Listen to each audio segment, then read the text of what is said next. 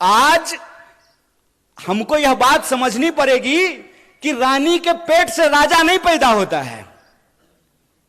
यह है नागरिकता, यह है जमहूरियत, यह है लोकतंत्र कि रानी के पेट से राजा नहीं पैदा होगा।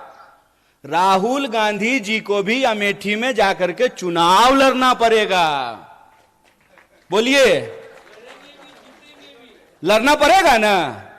यह लोकतंत्र है।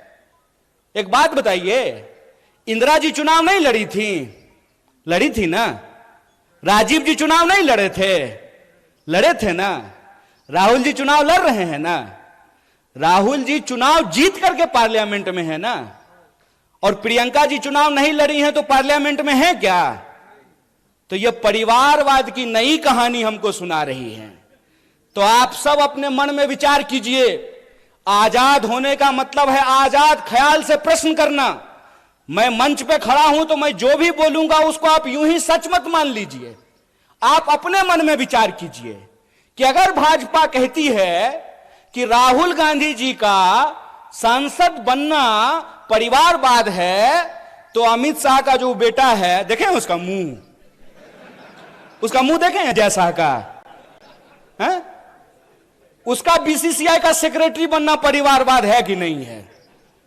और ज्योतिरादित्य सिंधिया जब यूपीए में मंत्री थे, उनके पिताजी भी मंत्री थे, माधवराव सिंधिया। तो जब तक वो कांग्रेस में थे तब तक परिवारवाद था। और जो ही मोदी जी के बगल में जाकर के बैठ गए हैं तो ताली बजा रहे हैं। आहा हा हा हा, उनकी सूरत देख रहे हैं। इतना मूर्ख हैं हम लोग, इतना मूर्ख बनाएंगे ये हमको कि हमारी पार्टी में परिवारवाद है। जो ही आप आरएसएस में शामिल हो जाइएगा तो वो संघ परिवारवाद हो जाता है।